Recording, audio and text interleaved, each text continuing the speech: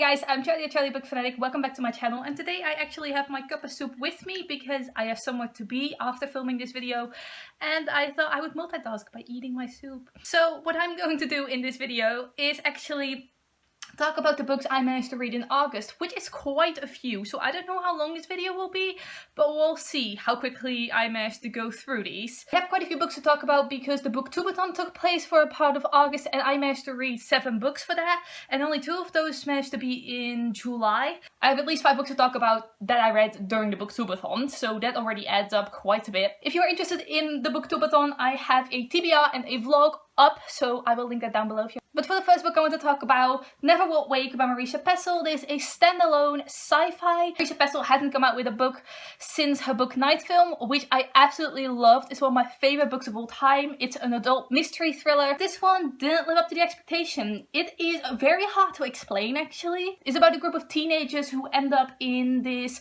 kind of Groundhog Day situation where the same day keeps repeating itself over and over and over again, and they are stuck in this loop and have to try to figure out how to get out of it and move on with their lives.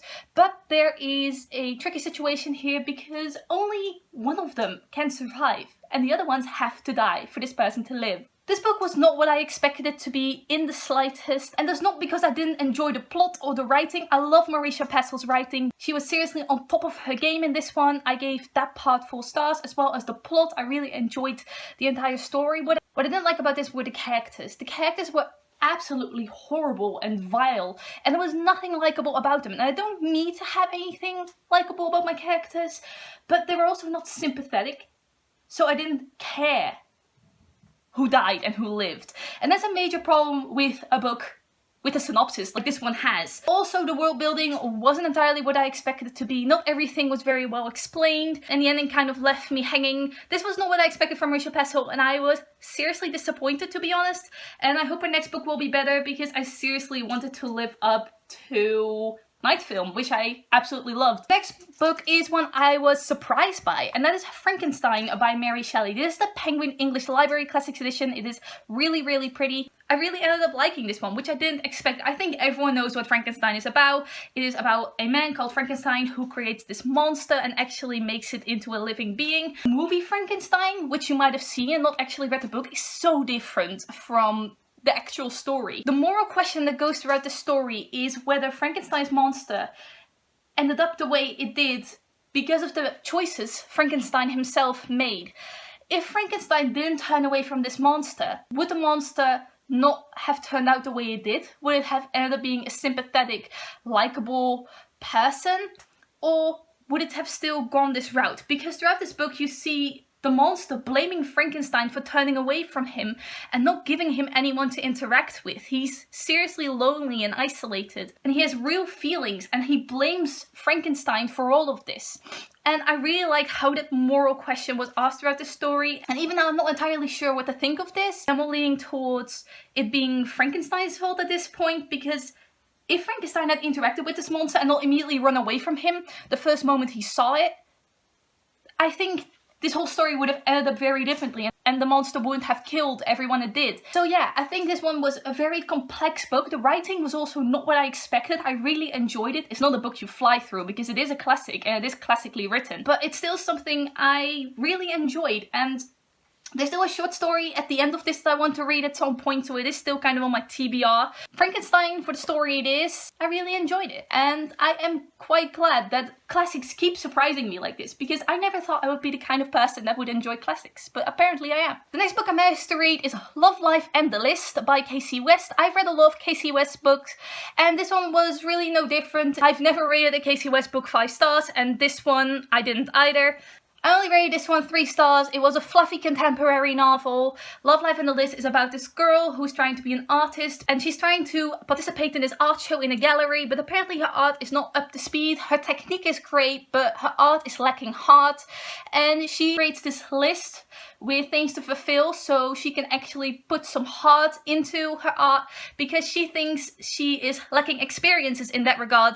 So this book entirely takes place throughout that. There's obviously a romance in this, there's a familial aspect. It is what I expect from Kasie West. It's a fluffy contemporary novel with a cute romance and average writing, honestly. Plots are obviously not very complex, but still very unique, very different, and I really enjoyed that. But this wasn't one of my favorites from her by any means. Then we have another surprise for me, which is Beautiful Broken Things by Sara Barnard. When I picked this book up, I entirely expected it to be something different. I thought this was a book about 3 friends, which it is, who are dancers, and that's apparently a book called Pretty Broken Things? I'm not entirely sure. Something with pretty in the title and has like a pink cover. It is not this one. This one is about 3 girlfriends and they're all very different. It starts out with these 2 best friends and then this new girl joins them and this new girl changes the entire dynamic of this friend group. I rated this book 4 stars and that is why it surprised me, because I didn't know what this was about and I didn't expect anything good from it, but it really ended up surprising me. All the trigger warnings for this, like self-harm, abuse, depression, all that kind of stuff. As you can see, I also tabbed this one. It is for a quote, which I really like. It is a passage in this book, which I will read to you. It is about depression not being this beautiful, romanticized thing that people sometimes make it out to be. Do you know that quote, I asked? The one about rain. Something like, in every life there will be a little rain, or something. Oh, that shit can fuck off, Suzanne said, surprising me with her vehemence. What? Why? Isn't it a nice quote? No, it's total bullshit. I hate it when people make sadness all deep and beautiful and like, she waved her hands helplessly. Profound. That's the word. It's not profound. It's not beautiful. It sucks. It sucks balls. Well, she interrupted me. I think it makes non-sad people feel better. Like, they think it must be a good thing to be sad, because you're getting all this insight into real life and pain or whatever. Like how people say tears are like rain. Fuck off. Tears are just tears and they make your eyes hurt and they won't stop when you want them to, and ugh. You get all those arty photos of girls crying. It's always girls, have you noticed? And it's so beautiful and tasteful and moving.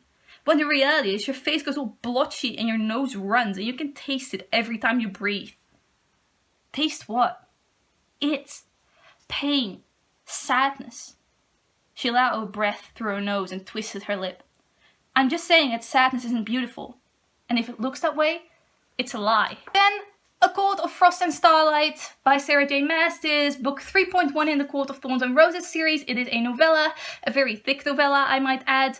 And this book did not surprise me. I read some reviews beforehand and people were not very positive about it. They said not a lot happened in this book, and I really enjoy the A Court of Thorns and Roses series, but I went in with low expectations and that's really what I got. Nothing really happened in this book. If you really like the characters, I could still recommend it, but not really, because so little happens that it's actually not really worth buying it or picking it up in general. Like, you can just skip this one entirely and go to and wait for the next book if you want to. If you don't know what A Court of Thorns and Roses is about, which I can't imagine unless you're really new to Booktube, but A Court of Thorns and Roses is about a girl called Feyre who lives with her family. She is the provider for this family. She hunts and kills animals to provide food. And until she actually kills a wolf who turns out to be a fae. Because she killed this fae, she broke some kind of law and she gets taken to this high face court where she has to live out all of her days as some sort of punishment. And that is really the start of A Court of Thorns and Roses. It is Feyre's dynamic with this high fae called Tamlin, and I can't really say anything else because a lot has changed in 3 books. The first trilogy is kind of done now. This is the bridging novella between the 3rd and the 4th book, so the 1st and the 2nd trilogy, I guess. But yeah, not really worth picking it up. I did tab something in this, which is for a quote, and I cried at this particular point, but I can't really read it to you because that would take away some part of this novella, and you'd only really care about this quote if you actually read all 3 books and care for these characters. Otherwise it has no real significance for you. Then I finally finished Beartown by Fredrik Backman. I have heard such good things about Beartown, and I started Beartown back in July, and I only finished it a month later because I was in some kind of reading slump. I wasn't really enjoying myself reading anymore, and this book did not do anything for that.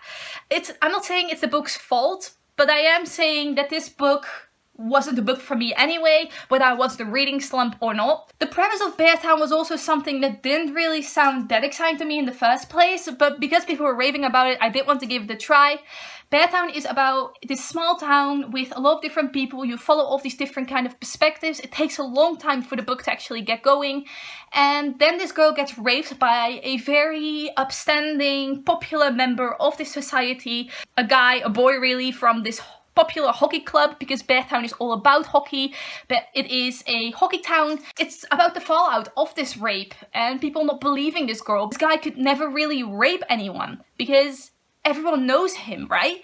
So it is about this girl against this boy, but not for most of the book, because the rape only takes place like in the middle of the book, so you really get to know all of these characters at first. I think the whole different perspective thing wasn't really for me. You switch perspectives very quickly. You get to see some point of these characters, but not really a lot. It is very, very dark. I will say trigger warnings for abuse, depression. I'm not sure whether there was self-harm in this. I don't think there was really, but there was for sure abuse and violence in this.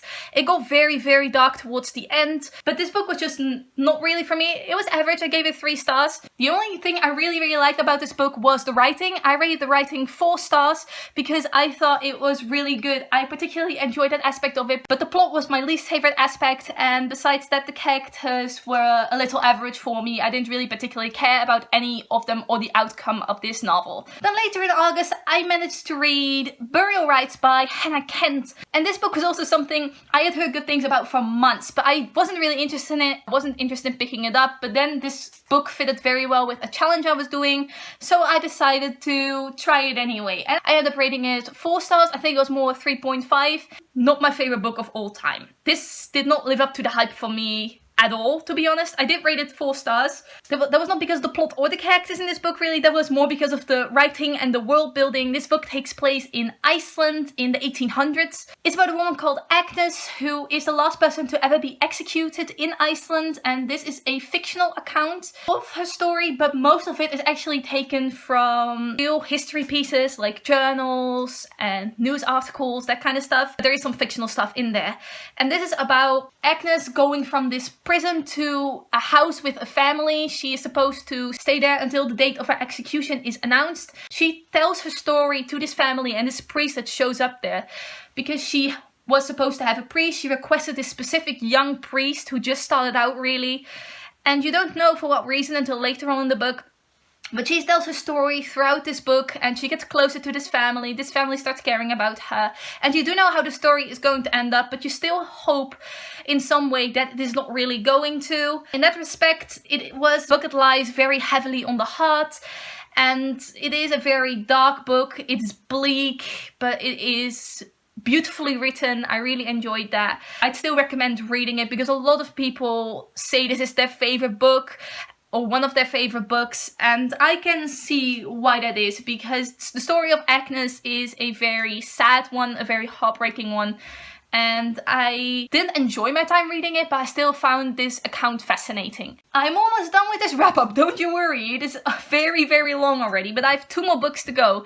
The next one is one I really did not anticipate, and that is The 7 Husbands of Evelyn Hugo by Taylor Jenkins Reid. It is a book I really want to read because of the hype, and I can tell you it is so worth the hype. I ended up rating this 5 stars, actually 4.75, but I'm just going to say 5 stars. It was 5 stars on Goodreads. And you've probably seen it everywhere on Booktube. But this book is about Evelyn Hugo. She was this huge Hollywood movie star. I've heard it being compared to Marilyn Monroe, Audrey Hepburn. I really, really love this. This book takes place from 2 perspectives. You see chapters from Monique, the journalist that Evelyn invites into a home to tell her life story to.